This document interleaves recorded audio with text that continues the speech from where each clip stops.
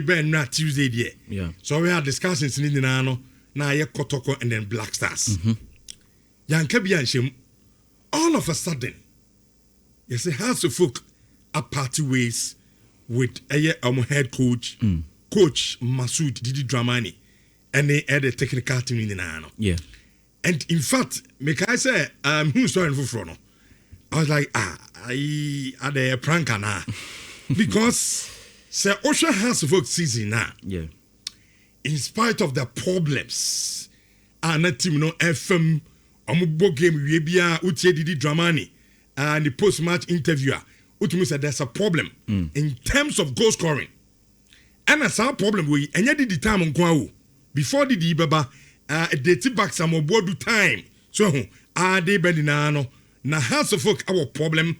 About to say, almost go, and so at the ama a team no, and kakran, Openino manage team na coupled at the transfer banner. House of Folk and Yaye, a place House of Folk third in the just ended GPR.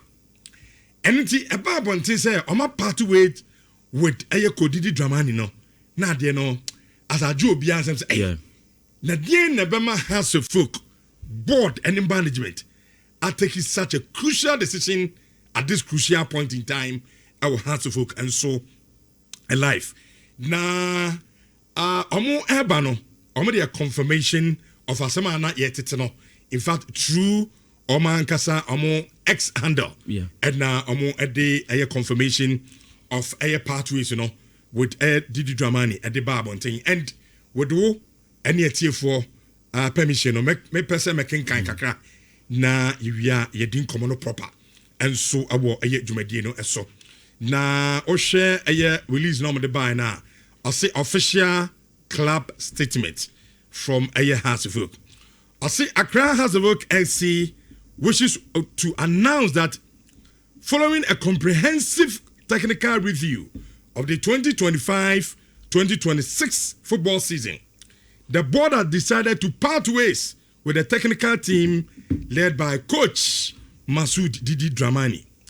The club extends its sincere appreciation to Mr. Dramani and his staff for their professionalism, commitment, and service. Under their guidance, House of Folk secured a third place finish in the just ended season. And we acknowledge the discipline and effort they brought to the technical setup. As part of this transition, the team and players are currently in recess.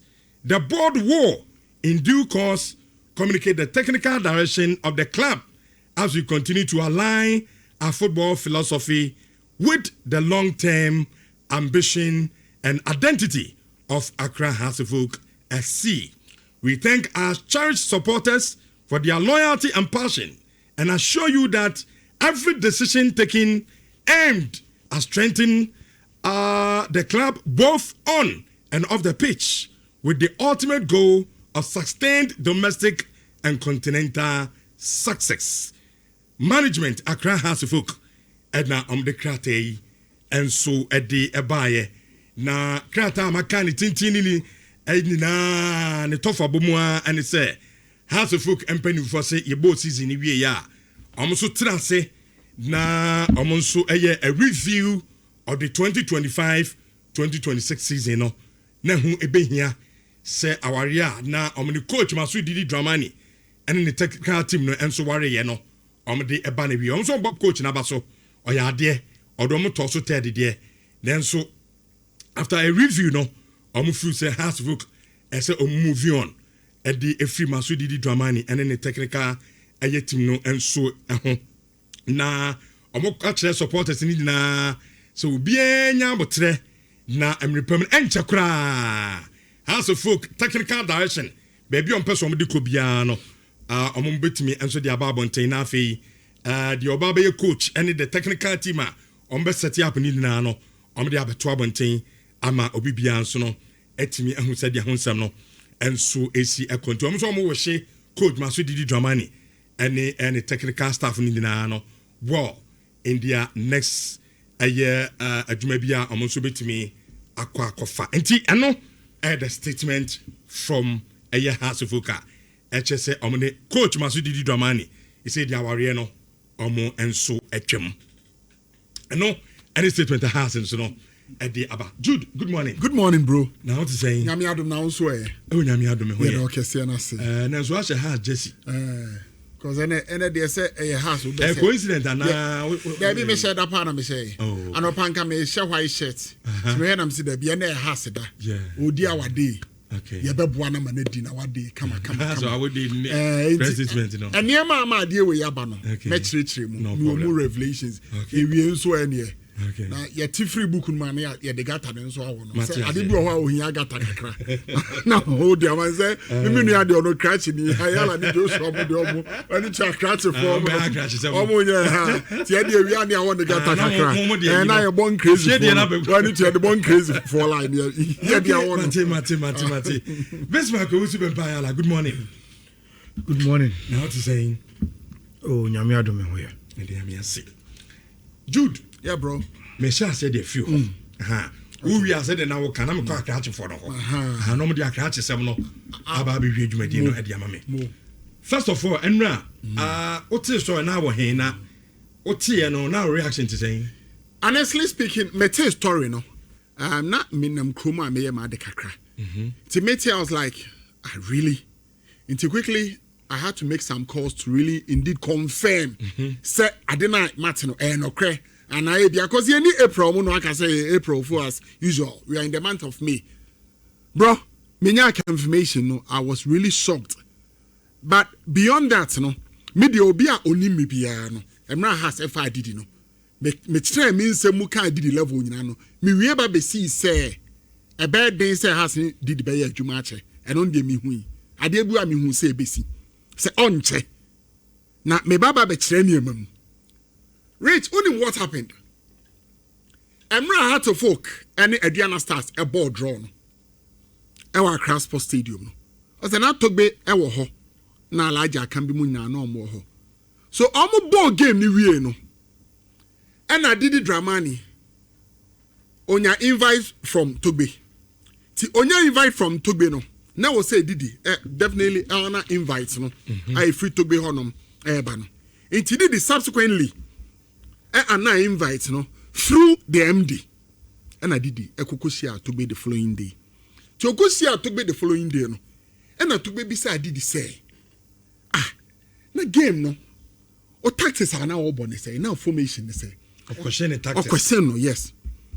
Also dangerous. And also now me bought the 3-4-3 formation. Now to be say 3-4-3 formation in football. And then 4-3-3 rather than now obo. And I'll say, and I did this training. So, Debbie, you are not a technical man. Hence, you didn't understand exactly. I'll say, And Sir did the kind of jokingly he said it. No fool say, oh, where there any issue. Sir, some no kind, not to be I hurt. Did so any. And he did the our honum. And ye papa, you're a doctor Nyahotamaklo. To be needing come. And no catch and say. Didi a disrespect no bisa say disrespect say and oka the SC a train enti ama yera doctor Nyawotamaklu enso advice Didi say Didi so pa doctor Chono say oh me name say na me kan no to be very peeved or hurt about it and I say no papa no ahye pa enti panicho ti Didi agitum and or send the yera message via WhatsApp no catch and say papa me sorry. Na me nim sa asem na make am. E be hurt unti me sorry. Rich, to be a blue tick message no. O de yenkyere mu ye said the amount for betia so so a blue tick no nti ase. Oh hu na ni bo message ne so WhatsApp say wakan nanso amfa the response ama. O yi nani. Enti o yi nani no. Didi dia wan ka hwe ono nso yi nani a oye na adwuma.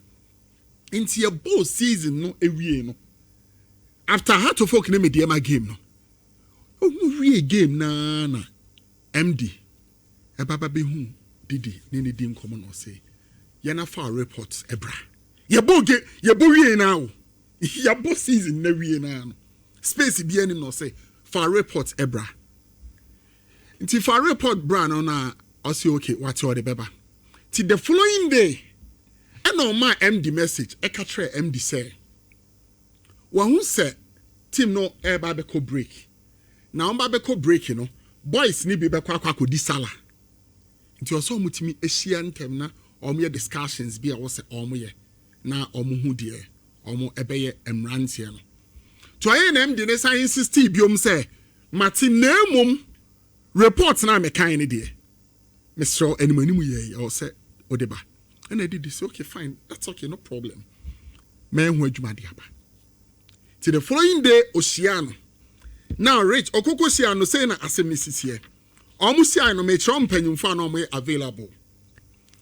Yeah, Papa Elijah Brima Akambi was part of the meeting or privy to the meeting.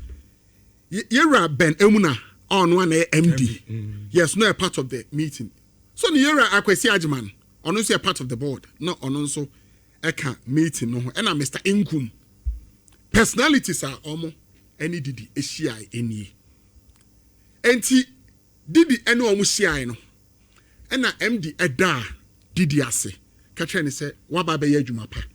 O the team no edru an appreciable level. Ye place it third waleginum. Inti yeda wase. Ejumana bababe yen asu ni. Nemum per where we've got into. And who be here say obi abefa ne kwan. Inti edi kan mo ati ase say efri na ekono. Dwumadie ne ye ne wawie. Kama. Ti Didi ye no so okay wate ene odo mo ase. Na oman ni muso se oko. Ti obia free meeting national. And Elijah can be so catch Didi say. Bema esrewa okwa abontene na ya na wa hwe okasem ye why. E de ansentwerefo e bebisa wonsem e fa waste na ye no wa part no. Ti we de wada ma so si abontene na omu bisa wa nsu se de obedi nkomo. Ti I want to say Didi abufo no catch master. Okasem ya akra ma osa on. Menya akra sa wate.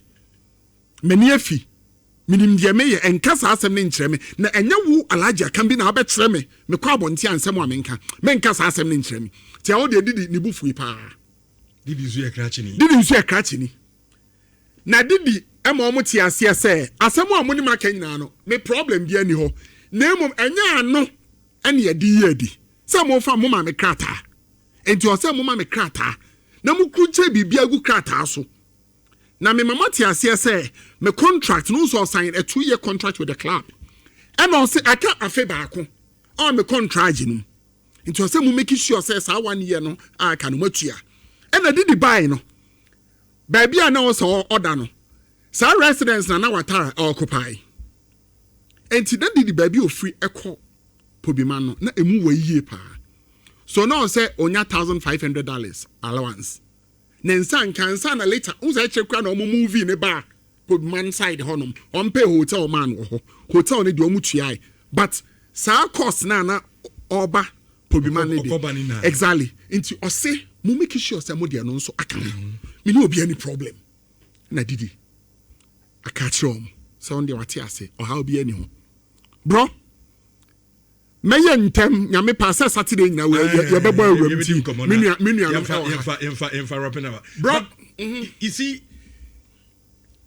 I understand. I mean one my story ne kakra about what really transpired kofa we na dey buy but krata na e buy ne dey I mean ankasa asem oh certainly ain't say usually yes almost review season but you see the say yes apa na kofa we no dey buy has to folk as a team any year atoge e be me won kakra ne say so has about problems on my film coupled with transfer ban yes papa yakute team nin kakran placing dead in the league now because of personal issues men kasa sa ni e man ba sa wo ba se ko basa say because of personal issues and I go for Didi ayidie ne dia ba I'll be very very disappointed. Rich me that's who ma de Saturday way and the first time I seen you Rich me can sem bi atro so I could be a coach tactics or boy now okay different so there be only technical person me a coach me to make man say more than you yes engineer sa na me boy yes the engineer so he picked Rich unim had to folk Saturday way the first time and I deal with my can Rich unim has problem pa no kra ba ko pene kaye nipa din ba de beka rich no kra ni say hatful problem kese pa eto banyo obia do you know why Nhyira hempon but otie or say me hu how am words me use no or different from maybe America large can be more asem minim but rich ye papa problem kese ni say to be intimi nyi ne hu mfiri won so besine ontimi create sa distinction no between say me ye ohene and say me ye business as a football person but otie maba sa level no Nhyira ehu ne say dia ya na ne subject on edili a bibia no na no o se ededa form no sa na wo se eba ball mu nso a eye metro has efa coach bi enre bi na den say has ebeja coach ne kwan na ya de ba ko pe okay David Niodum Edward Niodum sorry reason ne say to be si obuade adodo da bia ne nsagu na chi obuade odono dodo enti at a point ana ne performance kwan ko yie no na den say ye bepam no hwe metro the personal sentiment here football. That is exactly what is happening. That is the problem with Tobe. Oh, Sadia na koso aka David Duncan. Ekwe has far so ehon no. At the point no obianim se Duncan. Ye di obetimi di aboa club no. Oja ne kwa. Okay Kenechi so achi. Susi football at a point unse has a ball to reduce second half the kind of rigorous training and all the team no. Has a ball near mpon ya. Ohunto. Oyaya ma even Japanese community no esase say omo patronizing her to folk matches. Me kai say or the abi cry bro sponsor bi bro mo. Em say no omo training kit no say.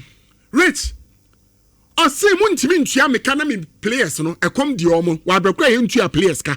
E no fight say that time na has ed the players ka. So kai say issue na. Okoka ho asam wan no no. Ne problem ampanyimfo ni nya nyina no mu. Say aden nti na wo say. Okase muntua players neka Rich at this point mami invite you na Abraham has semi